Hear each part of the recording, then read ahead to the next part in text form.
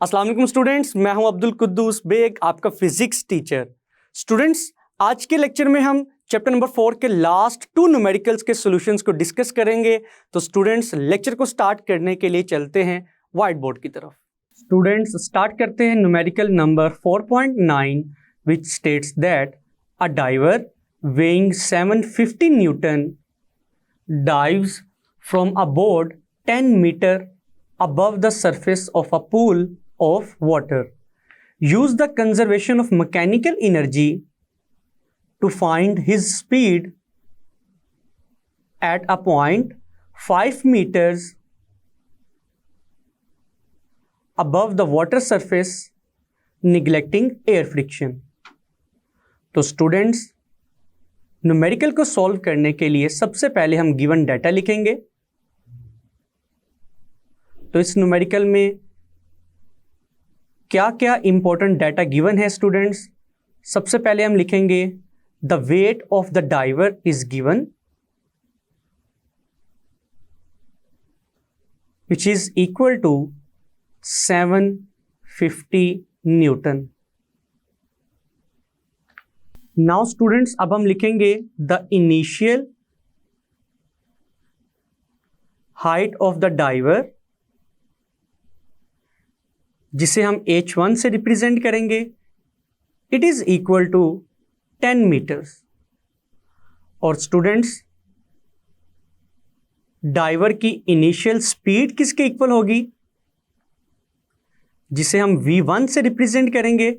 हम ये अज्यूम करेंगे कि जब डाइवर बोर्ड के ऊपर खड़ा है उसकी इनिशियल स्पीड 0 है, because initially it is at rest. तो v1 की वैल्यू आएगी स्टूडेंट्स 0 मीटर पर सेकेंड।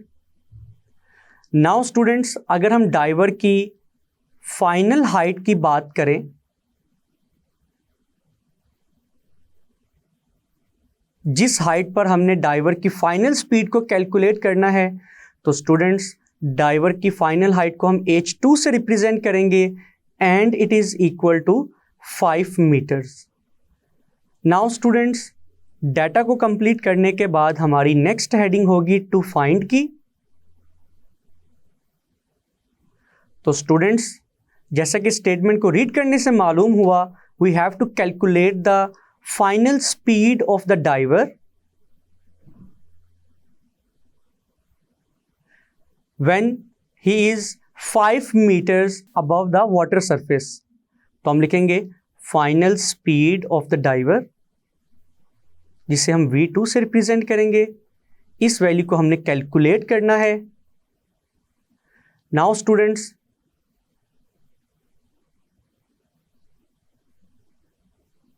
हमारी नेक्स्ट हेडिंग होगी फॉर्मूला की।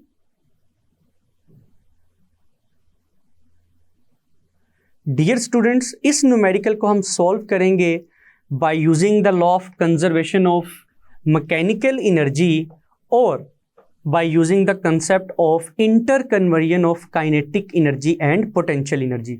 तो स्टूडेंट्स, जैसे ही डाइवर 10 मीटर की हाइट से वाटर की तरफ मूव करेगा तो उसकी हाइट में डिक्रीज आएगा। तो हाइट में डिक्रीज आने की वजह से हम लिख सकते हैं लॉस इन पोटेंशियल एनर्जी। ये किसके इक्वल आएगा? स्टूडेंट्स, जैसे ही डाइवर जंप करेगा पानी की तरफ, तो स्टूडेंट्स उसकी वेलोसिटी में इंक्रीज आएगा। तो वेलोसिटी में इंक्रीज आने की वजह से उसकी काइनेटिक एनर्जी में इंक्रीज आएगा।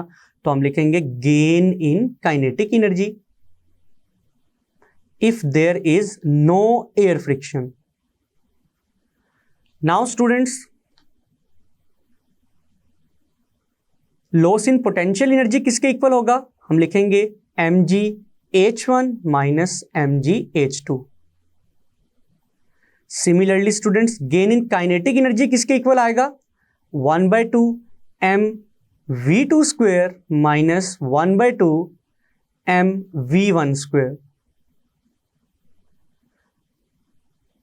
नाउ स्टूडेंट्स, इक्वल की लेफ्ट हैंड साइड से हम mg कॉमन लेंगे, ब्रैकेट में लिखेंगे h1 minus h2 is equal to, equal की राइट हैंड साइड से स्टूडेंट्स कौन सी वैल्यूज कॉमन आएंगी? 1/2 m, और ब्रैकेट में हम लिखेंगे v2 square minus v1 square. Now students अगर हम इस इक्वेशन को मजीद सिंप्लीफाई करें तो स्टूडेंट्स m की वैल्यू m से कैंसिल होगी, तो स्टूडेंट्स रिमेनिंग इक्वेशन किसके इक्वल आएगी, g into h1 minus h2 is equal to 1/2 times v2 square minus v1 square. Now students इस इक्वेशन को हम इक्वेशन नंबर 1 कह सकते हैं। अब हम सॉल्यूशन में जस्ट इक्वेशन नंबर 1 में वैल्यूज को पुट करेंगे और हमारा फाइनल रिजल्ट आ जाएगा।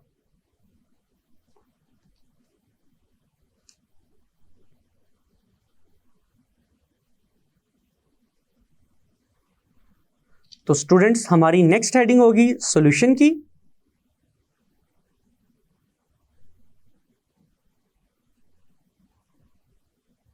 Now students, by putting the values in equation number 1, we can write that g की वैल्यू स्टूडेंट्स आएगी 9.8 metre per second square multiply bye h1 की जगह हम लिखेंगे 10 मीटर्स, h2 की जगह हम लिखेंगे 5 metres is equal to 1/2 multiply by v2 की वैल्यू अननोन है तो v2 square as it is आएगा माइनस v1 की वैल्यू है 0 metre per second whole square.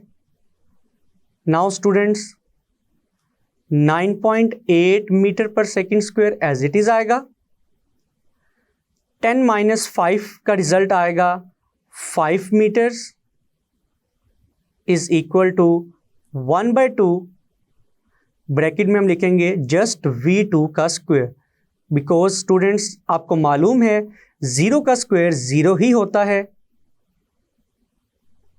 Now students जब हम 9.8 को 5 से मल्टीप्लाई करवाएंगे तो हमारा आंसर आएगा स्टूडेंट्स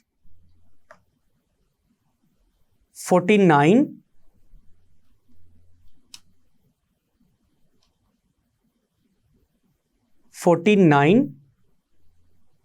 मीटर स्क्वायर पर second square is equal to 1/2 times v2 square. Now students right hand side में मौजूद 2 जो कि डिवाइड हो रहा है, जब ये इक्वल की लेफ्ट हैंड साइड पर आएगा तो ये 49 से मल्टीप्लाई होगा। नाउ स्टूडेंट्स जब हम 49 को 2 से मल्टीप्लाई करवाएंगे तो स्टूडेंट्स हमारा रिजल्ट आएगा 98 मीटर स्क्वायर पर second square is equal to v2 square. Now students square को रिमूव करने के लिए हम दोनों तरफ स्क्वायर रूट लेंगे, तो students after taking square root v2 का आंसर किसके इक्वल आएगा, जब हम 98 का स्क्वायर रूट फाइंड करेंगे तो स्टूडेंट्स हमारा रिजल्ट आएगा 9.9 और अगर यूनिट की बात करें तो मीटर का स्क्वायर रूट से कैंसिल होगा, सेकेंड का स्क्वायर भी स्क्वायर रूट से कैंसिल होगा, तो स्टूडेंट्स फाइनल वैल्यू का यूनिट आएगा मीटर पर सेकेंड।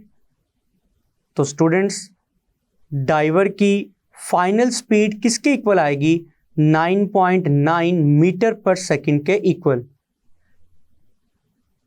तो स्टूडेंट्स ये था न्यूमेरिकल नंबर 4.9 का सॉल्यूशन, जिसे हमने सॉल्व किया by using the concept of inter conversion of potential energy and kinetic energy when there is no air friction. Dear students start करते हैं चैप्टर नंबर 4 का last numerical which is the numerical number 4.10, and it states that a child starts from rest at the top of a slide of height 4 meters. What is his speed at the bottom if the slide is frictionless?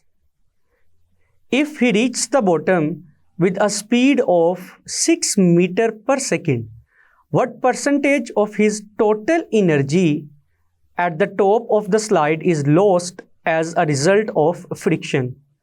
तो students जैसा कि statement को read करने से मालूम हुआ, there are two different cases in this numerical. First case में हम कंसीडर करेंगे कि देयर इज़ नो फ्रिक्शन, और सेकंड केस में हम फ्रिक्शन को कंसीडर करेंगे। तो स्टूडेंट्स, दोनों केसेस को सॉल्व करने के लिए हम सबसे पहले गिवन डाटा लिखेंगे।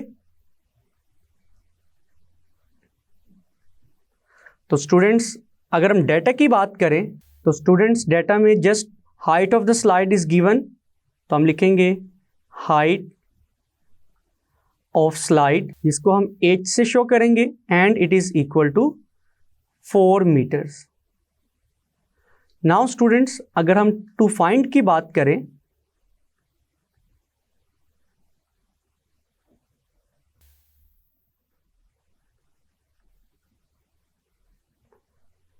तो स्टूडेंट्स, इस न्यूमेरिकल में पहले हम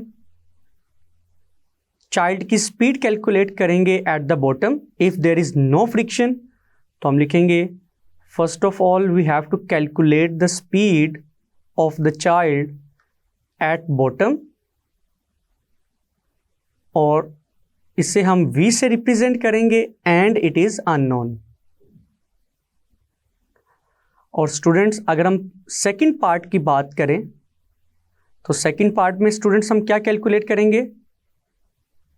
परसेंटेज ऑफ टोटल एनर्जी जो कि लॉस्ट हुई है ड्यू टू फ्रिक्शन।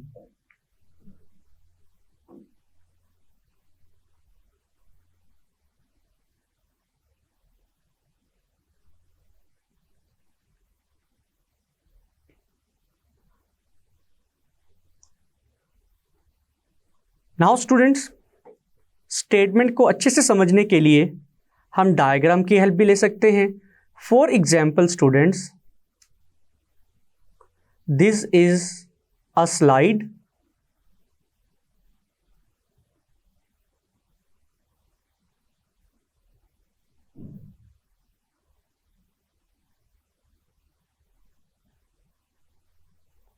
और स्टूडेंट्स, स्लाइड की टोटल हाइट कितनी है? 4 मीटर्स। फॉर एग्जाम्पल, जो चाइल्ड है वो स्लाइड के टॉप पॉइंट पर मौजूद है, तो जब ये स्लाइड के थ्रू नीचे की तरफ आएगा तो हमने बॉटम पॉइंट पर इसकी स्पीड कैलकुलेट करनी है when there is no friction.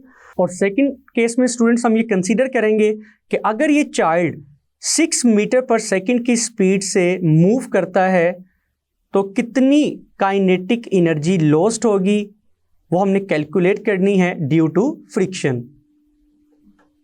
Now students, अब हम फॉर्मूला लिखेंगे कि इस न्यूमेरिकल को हम किस फॉर्मूला से सॉल्व करेंगे।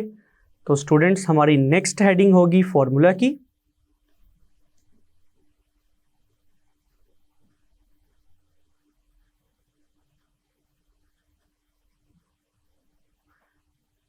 स्टूडेंट्स, याद रखिएगा, इस न्यूमेरिकल को हम सॉल्व करेंगे by using the concept of interconversion of potential energy and kinetic energy. तो स्टूडेंट्स, यहां पर हम जो फॉर्मूला यूज करेंगे वो है gain in kinetic energy is equal to loss in potential energy.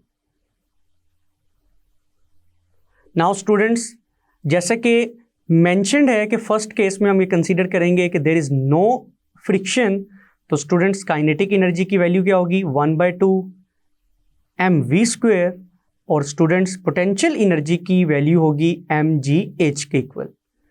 Now students, इस इक्वेशन को हम इक्वेशन नंबर 1 कह सकते हैं।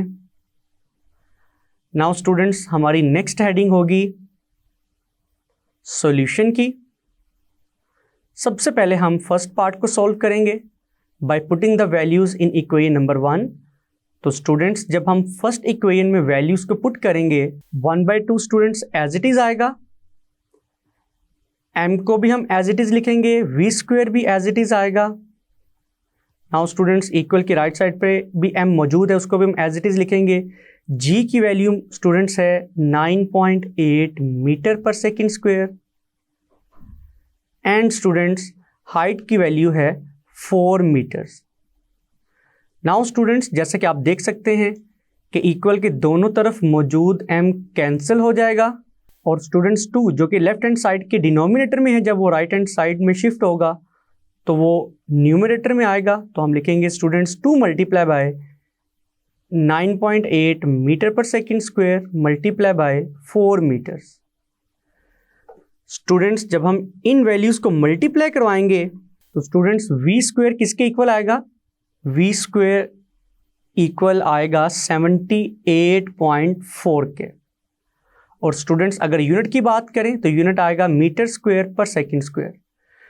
नाउ स्टूडेंट्स, स्क्वायर को रिमूव करने के लिए हम दोनों तरफ स्क्वायर रूट लेंगे। तो students, after taking square root on both sides,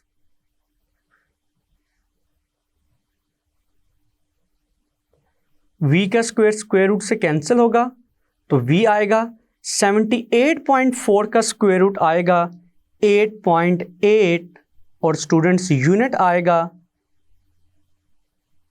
metre per second.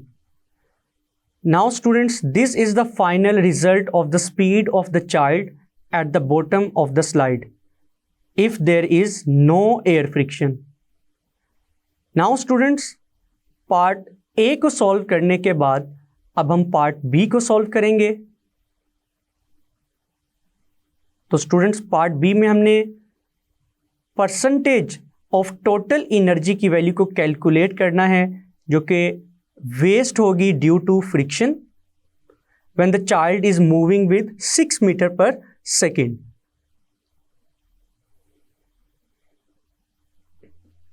तो स्टूडेंट्स, अब हम स्टार्ट करने जा रहे हैं पार्ट बी का सॉल्यूशन। नाउ स्टूडेंट्स, अब हमारे पास 2 वेलोसिटीज की वैल्यूज हैं। फर्स्ट वन इज, जो भी हमने कैलकुलेट की है उसको हम v1 कह सकते हैं, which is equal to 8.8 metre per second. ये वो वेलोसिटी है when there is no friction. और स्टूडेंट्स, एक वैल्यू स्टेटमेंट में भी गिवन है जिसको हम v2 कह सकते हैं, which is equal to 6 metre per second when there is a friction. Now students, अब हम दोनों वेलोसिटीज की मदद से उनके कोरस्पॉन्डिंग काइनेटिक एनर्जीज की वैल्यूज को कैलकुलेट करेंगे। फॉर एग्जांपल स्टूडेंट्स, सबसे पहले हम काइनेटिक एनर्जी की वैल्यू कैलकुलेट करेंगे when the child is moving with velocity of 8.8 metre per second. तो स्टूडेंट्स, हम लिखेंगे काइनेटिक एनर्जी, और इसको हम 1 से रिप्रेजेंट कर सकते हैं। It will be equal to 1/2 mv1 square. Now students, अगर हम वैल्यूज को पुट करें तो हम लिखेंगे students 1/2 m as it is. v1 की वैल्यू है 8.8 होल स्क्वायर, और स्टूडेंट्स, जब हम 8.8 का स्क्वायर लेंगे और उसको 2 के साथ डिवाइड करेंगे तो स्टूडेंट्स हमारा फाइनल आंसर आएगा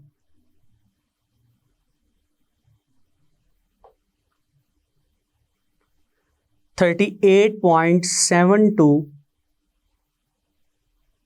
साथ हम m लिखेंगे और यूनिट आएगा जूल।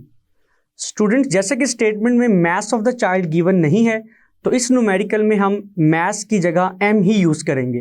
तो स्टूडेंट्स, ये थी फर्स्ट काइनेटिक एनर्जी की value when there is no friction. अब हम सेकंड काइनेटिक एनर्जी की वैल्यू को कैलकुलेट करेंगे students when there is a friction and the child is moving with velocity of 6 meter per second। तो students, friction की मौजूदगी में काइनेटिक एनर्जी की वैल्यू को कैलकुलेट करने के लिए हम वैल्यूज पुट करेंगे 1/2 m as it is. v2 की वैल्यू आएगी 6 metre per second whole square. Now students, 1/2 m as it is, 6 का स्क्वायर 36 आएगा, और स्टूडेंट्स जब हम 36 को 2 से डिवाइड करेंगे तो काइनेटिक एनर्जी का फाइनल आंसर आएगा 18 times m joule. Now students, हमने फ्रिक्शन की मौजूदगी में भी और फ्रिक्शन की गैर मौजूदगी में भी काइनेटिक एनर्जीज की वैल्यूज़ को कैलकुलेट कर लिया है। नाउ स्टूडेंट्स, परसेंटेज लॉस की वैल्यू को कैलकुलेट करने के लिए हम जो फॉर्मूला यूज़ करेंगे वो किसके इक्वल होगा?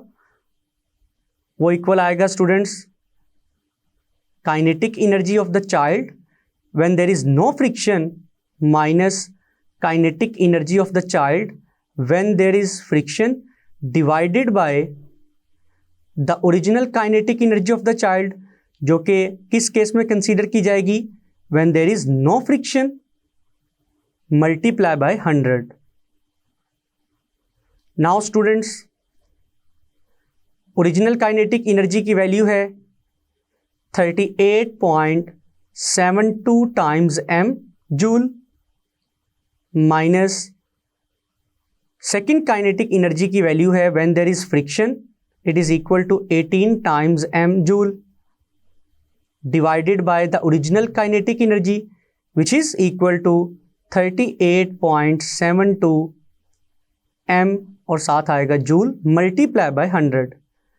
नाउ स्टूडेंट्स, मैं अगेन बताने जा रहा हूं कि यहां पर m मास को रिप्रेजेंट कर रहा है। नाउ स्टूडेंट्स, जब हम 38.72 को 18 के साथ सब्ट्रैक्ट करेंगे तो हमारा आंसर आएगा 20.72 टाइम्स m, यूनिट आएगा जूल डिवाइडेड बाय 38.7 m और यूनिट आएगा joule multiply by 100। Now students, जैसा कि आपको मालूम है कि रेशियो में सिमिलर वैल्यूज कैंसिल हो जाती हैं, तो m से कैंसिल होगा, जूल से कैंसिल होगा, और जब हम 20.72 को 38.7 से डिवाइड करवाने के बाद आंसर को 100 से मल्टीप्लाई करवाएंगे तो students percentage loss of energy की वैल्यू किसके इक्वल आएगी?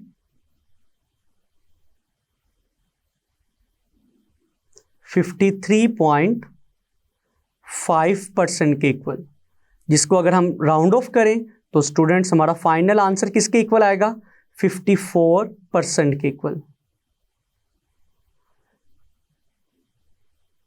तो स्टूडेंट्स, ये वैल्यू हमें क्या बता रही है कि अगर हम स्लाइड और चाइल्ड के दरमियान फ्रिक्शन को कंसीडर करें तो 54% काइनेटिक एनर्जी लॉस्ट हो जाएगी ड्यू टू द फ्रिक्शन। तो स्टूडेंट्स, ये था न्यूमेरिकल नंबर 4.10 का सॉल्यूशन, जिसमें इनिशियली ना सिर्फ हमने चाइल्ड की फाइनल स्पीड को कैलकुलेट किया बल्कि हमने इस न्यूमेरिकल में परसेंटेज लॉस ऑफ एनर्जी की वैल्यू भी कैलकुलेट की। जी स्टूडेंट्स, जैसे कि आपने देखा आज के लेक्चर में हमने चैप्टर नंबर 4 के लास्ट 2 न्यूमेरिकल्स के सॉल्यूशंस को डिस्कस किया। स्टूडेंट्स, मैं उम्मीद करता हूं कि आज के दोनों न्यूमेरिकल्स के सॉल्यूशंस आपको बहुत अच्छे से समझ आए होंगे। इनको अच्छे से प्रिपेयर कीजिएगा। मिलते हैं नेक्स्ट लेक्चर में। अल्लाह हाफिज़।